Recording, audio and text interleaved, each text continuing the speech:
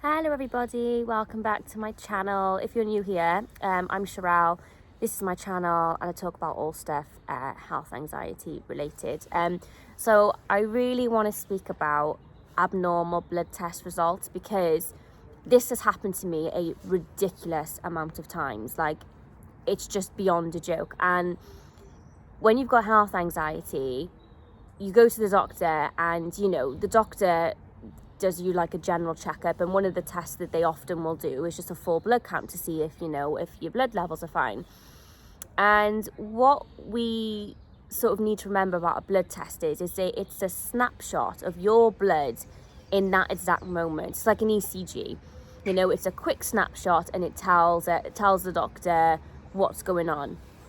But I could take my bloods at 7 o'clock in the morning and have them taken again then at 5 o'clock in the evening, and they will be different. It's never going to be the same.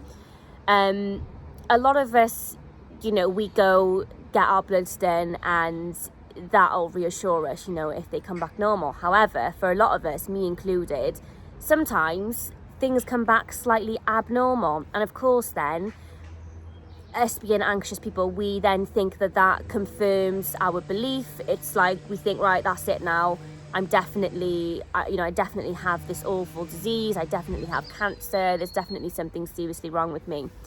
I have had abnormal white blood cell counts. I've been anemic. I've had raised liver function. I've had a raised CRP, which is inflammation markers. My IgA levels have been off. My platelets have been off. Like, honestly, so many times that I've been to the doctor and something has been slightly abnormal. And, the doctor, every time this has happened to me, has never been concerned. They've always said, right, come back in 6 weeks' time and we'll redo them. And I remember one time, it was last summer, and I kept getting really bad joint pain. And my nose, I had like loads of nosebleeds, my gums were bleeding, and I had like blood spots. I think they're called petechi, I never know how to pronounce them. I had these petechi spots all over my body. So I, of course, Googled leukemia, bam. I was like, oh my gosh, this is terrible. So I remember then I went and I showed the doctor, and the doctor said, yeah, I can see what it is that you've got. And he sort of,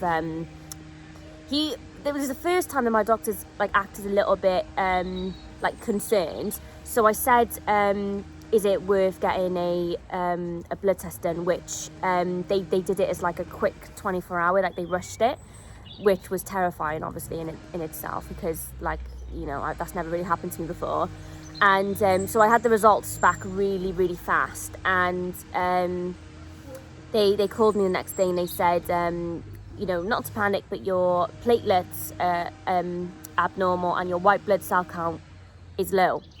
Well, just imagine. I went to pieces. I was like, I've got leukemia. And they were like, no, we really don't think so, because, if anything, the white blood cell count will be higher, blah, blah, blah. Like, we're going to repeat them in 6 weeks. Now, I was like, I can't wait 6 weeks. I was like, I can't. So I waited a week. I rang the doctor back and I was like, please redo my bloods. I was like, I'm not eating, I'm not sleeping. Like, I still had all these blood spots all over me. So anyway, she was like, right, you can have them redone. She was like, but it's very likely that they're still going to be the same. You haven't given it enough time. But she was like, but I'll do them for you anyway. So I had them redone a week later, and they were normal, completely normal. And it was just totally bizarre. And then those blood spots went away. Never really got to the bottom of what the hell that was. Maybe it was some kind of virus. I don't know. But it's just happened so many times. And I think it's important to remember that there's loads of things that can alter blood tests, anxiety being one of them. So anxiety can do all sorts of craziness to the body. We know this. Anxiety can really mess up our white blood cell count. So some people who have chronic stress and anxiety will find that their white blood cell is on the upper end, because their body's constantly fighting. Some people get raised CRP markers with their anxiety. Some people's platelets go a bit funny. And not only that, but when we're anxious as well, we may be doing things that contribute to our blood test being abnormal. We might be drinking alcohol because we're stressed, and maybe that'll slightly alter our liver function test. Or we might not be eating at all because we might be so stressed, so then that may be, our iron levels may be slightly off because we're not eating enough iron. So it's just important to remember that anxiety can definitely affect our blood results, as can anxiety can affect an ECG. You know, I believe anxiety can affect every cell in the body, and that when we're chronically stressed, the things sort of, you know, go a bit crazy. You know, we already know that being chronically stressed and anxious can really affect our immune system, and of course that's going to affect the blood.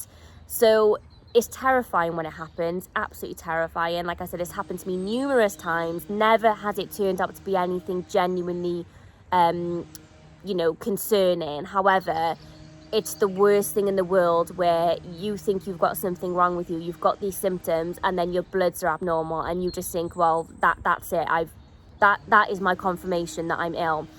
And then it's awful then, because the doctor will sort of be like, well, you know, all we can do now is redo them in 6 weeks, and then somehow you're supposed to act sane, you know, for over a month, which is like really difficult when you know, you think there's something wrong with you and you've got abnormal blood tests. But I have spoken to so many people like with this health anxiety journey that have had abnormal blood test results, and then a couple of weeks later they're normal again. And I think as well, like, everyone's sort of levels are different. So like my white blood cell count, for example, so in like my doctor, the way they measure it is between 4,000 and I think 12,000 or something like that. My white blood cells are always on the lower end, always. And like, I remember going through a phase thinking like, oh my gosh, like, am I going to pick up every infection? Maybe I won't be able to fight infection because I don't have enough lymphocytes and whatever. But I actually get over like colds and stuff like really, really well. So it just goes to show that like that's my normal. And the one time where I had like those red dots all over my body that I was telling you about, and my white blood cells were off, they were like 3,100 or something, which, you know, is low. However, maybe I run between 3,000 and 4,000. Maybe that's my normal.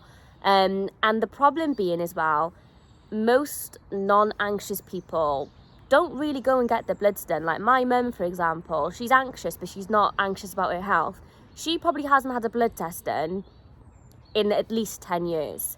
So us with health anxiety, we've got more of a chance for something to come back as abnormal, purely because we are having our bloods done quite often. You know, I probably get my bloods done, I don't know, 4 times a year, whereas like I said, my mum definitely hasn't in at least a decade.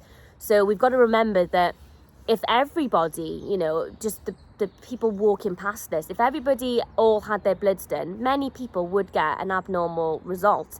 It's just that we're the kind of people that are doing it, obviously having it done quite often. So I was saying to my friend the other day, I'm going to try not to have them done so much, just because I know that it just creates more anxiety. So that's kind of my goal, is like, I'm going to think, right, once a year, maybe I'll get my bloods done, but really, I don't want them done. And every time I've gone to A&E, and they do, like, obviously at A&E, they do a more thorough sort of panel of blood tests, because it's accident emergency, so they're looking for everything. Every time I've gone to A&E, I've always either been hooked up to a drip, or I've been given the tablets, because my potassium is always low, and they always freak out over it, and they're always like, oh, why is your potassium low? Maybe that's just my normal. Maybe that is just the way my body is. Maybe my potassium is just low, and it always have been. But, you know, if I didn't go to A&E all the time, I would never know that. So, yeah, I just wanted to put out this video to let you guys know that it's happened to me. Obviously, always follow your doctor's advice wherever they say, but I just want you guys to know that it's really common for things to sometimes come back not quite right, and it doesn't always necessarily mean that it's what you're fearing and that it's something terrible. And I would say 9 times out of 10, when you have those bloods redone, they're going to be normal again. And if this has happened to you, please pop it down in the comments so that other people can relate and can see, so that they know that they're not the only one. And I hope this video was, I don't know, insightful, reassuring, whatever. And I'll see you guys soon. Bye.